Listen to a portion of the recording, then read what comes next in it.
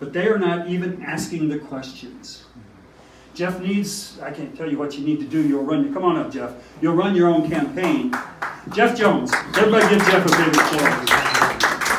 I'm going to let him tell you what he's going to do, but he can beat Debbie Dingle. He can hold her accountable to this thing of killing babies. Yes. And this Kavanaugh thing, it's what it's all about, Jeff. Yeah, thank you, Dennis. You're so right. Jeff Jones, give another applause. Well, it's great to be here. Thank you for the kind applause. And I am a constitutionalist, and that is my reasoning behind why I'm running and why I'm taking on Debbie Dingle, that took an oath to uphold it, like other congressmen as well, to uphold the Constitution of the United States, and to do so without mental reserve. It's really their job, but they've completely neglected it. Our Constitution's been under attack for years. It's been slowly dismantled, and one of the key things is the 14th Amendment, which so many people really don't think about, but it is all about life. It promises life to every citizen of the United States. And so to say that an unborn child is not a citizen, then why do we charge a double homicide then to someone who kills a pregnant woman, right? So there's a great disparity here and an understanding of, and certainly to challenge then, when does a life exist, or when does a life become a citizen? Oh my goodness, what an amazing opportunity to bring truth to America and easily overturn Roe v. Wade. That's what they're afraid of. They know that for 50 years they've kept America in the dark over these issues, and now we know we have enough senses to realize what has to be said. And our Constitution resolves almost every one of our social, economic, and civil situations that we'd ever embark upon or ever become an obstacle in our life. And people don't realize the value of it. Every time we create law, we weaken our Constitution. That's the problem with legislation. So they think that they can create legislation to slowly whittle away at our Constitution, and somebody just stand up and say something about it. On that note, I had a 122% increase in my primary votes from 2016 to 2018, which is absolutely a miracle. You don't increase your votes during a midterm election. You reduce your votes during a midterm election, except mine increased 122%. All right. Thank you. Yeah, Debbie Dingle, almost every time she speaks, mentions my name. She was just recently in Dearborn talking to a Lebanese Yemenite event, and they were talking about foreign affairs, and she said, "I'm sorry, gentlemen, this is going to get out of hand. There's more important issues at hand besides what you're talking about," and his name is Jeff Jones. We've been doing an amazing attack, whittling away at things. Literally, if we did a historic, our historic polling, what it does is this: is with our increase to the numbers that we hit in the primary for 2018, based on our growth from the 2016 primary to the general, if the exact same amount of people come out, I beat Debbie Dingle by 4,000 votes. So we're encouraging everybody to get out there, get those numbers out there, get out and vote, because that only increases my opportunity as well. Tonight I came from a League of Women Voters forum in Ann Arbor that's I think it'll post on Channel 19 the 19th of October, and it was kind of humorous for me because I felt like I was in a forum with 3 Democrats. And if you don't realize who's running against me, one is Gary Welkowitz, who is the Labor Party or communist, and the new one on the block is he calls himself an independent, but he actually is a registered member of the Socialist Equality Party. It's not recognized here in Michigan, so he's running as an independent. But I had 3 Democrats. I had Debbie Dingle, the socialist, and the communist, all on just different degrees of progressivism. And it's really kind of humorous because I really think that the word has become an oxymoron, I guess, because they have done everything they can to stop progress with our current administration. So I don't understand why they call themselves progressives, because they've not progressed anything. And every issue that came up tonight, I didn't get to rebut those. I just had to give a comment on the questions that were asked.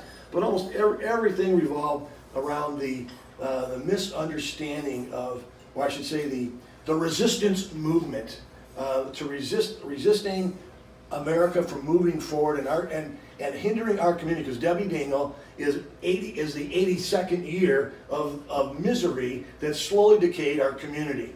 And everything she said, 2 or 3 things she said, I just wanted to jump up and say, why how can you blatantly lie at a camera like that? And because it's just amazing the things that come out of her mouth. So usually what she does when she's lying, she gets excited. And so someone had said to me, well, she got really passionate and loud. I said, but did you listen to the words she said? They made no sense. Because she's completely lying through her teeth, basically trying to say that she's a conservative American constitutionalist who's attacked every chance she gets. Just today, it was amazing to me. I was walking through Woodhaven, Michigan, and knocking on doors, and I came across a home, and I just picked out a road on Allen. It was way down south, downriver area, and just I usually pick out homes where the American flag flies. If there's I don't care whether I'm in Ann Arbor or whether I'm in Grosse Ile or Grosse Pointe, or Gibraltar or Rockwood or Dearborn. If there's an American flag flying, I'm usually safe to walk on that driveway. Walk up to that door and knock on it and say, hey, would you like to talk about politics? And they're so relieved that someone's actually there coming to their door because they haven't seen their congressional representation for 82 years. And so again, but this couple, and I introduced myself, and I was having a conversation with the woman of the house, and she said, Jeff, I'm in absolute agreement with everything you're talking about. These are the passions. She said, I was a Democrat for years. She said, but when I started to show my political sway and put signs in my front yard, my house got egged. So then all of a sudden her husband comes up. They live in a tri-level, nice home. He comes up from the bottom stairs. And he joins the conversation. He said, no signs. He said, my neighbors will attack me based on my political position. So here's an 85-year-old couple that's lived in that house for 35 years, and now they're being held captive by the neglect of the First Amendment. Their First Amendment is so violated that they're afraid to actually voice their opinion on their position, and I think that is a crime against.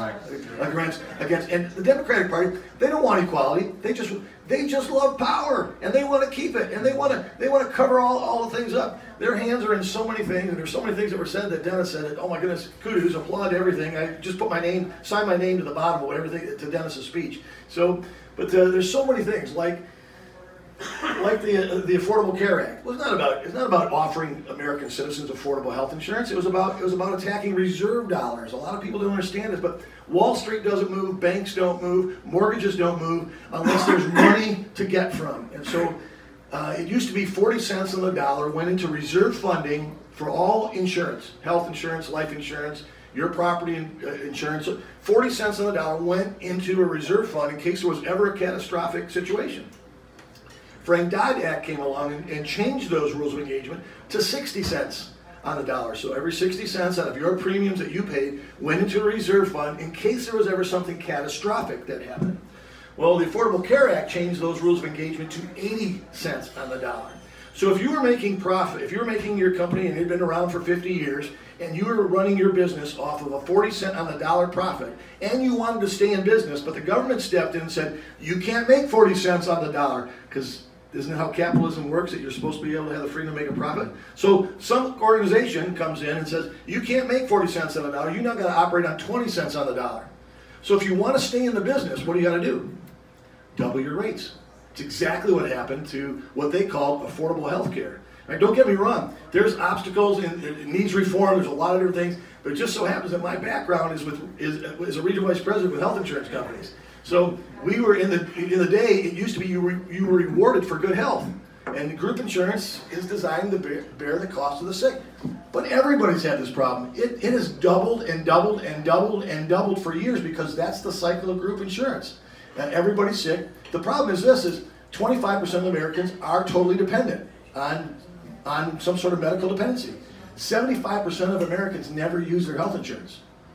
So what happens is they have this amazing profit money that they work with, and this basically forced every American into having insurance, so they had a 75% increase of profit, but 1,500 companies went out of business overnight. Crazy things that were going on, but that was so that they could cover up the lies that have been going on in Wall Street, cover up the ledger sheets that have all been a lie of how money works and where money comes from and how the whole system was about to be exposed. So they needed to cover up money, and that's how they did it, by taking over companies, forcing them out of business, and the reserve dollars roll then back to the government. So these are some of the cycles of things that no one wants to talk about, but these are the issues. I'm going to Washington to expose them. I'm not going there for a career. I'm not going there for a livelihood. Debbie Dingell gets $174,000 a year for her campaign. Right, that's what she gets paid. She gets paid to campaign, right? And for 26 weeks out of the year, for 3 days a week, that's her responsibility. But her first term in office, she was the highest absentee congressman in the history of Congress. Wow. So I questioned her about it, and I said, well, Debbie, how do you feel about getting paid for doing nothing, right? And she said, well, my husband was sick. I said, well, God bless you. When my daughter was sick, I retired. Yeah. I couldn't afford to retire, but my daughter was really sick, and with 11 kids and 14 grandkids, I had to make a decision. My decision was to say, you know what? It's my responsibility to take care of my family. Her decisions doesn't think the same way. Mm-hmm. So because if she gets reelected this year, guess what happens? She finally earns her retirement through the government. You got to work there 6 years. A lot of people don't know, but you got to work there 3 terms in order to be able to get your retirement, and that's what happens this year if she wins.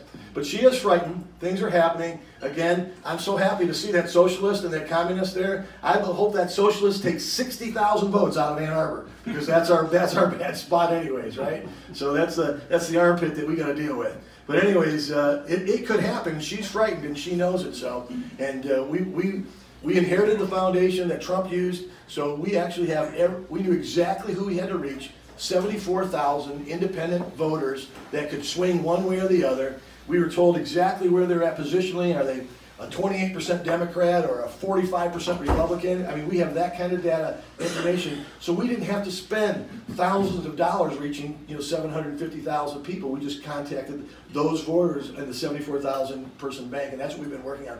So we have signs here, we have flyers here.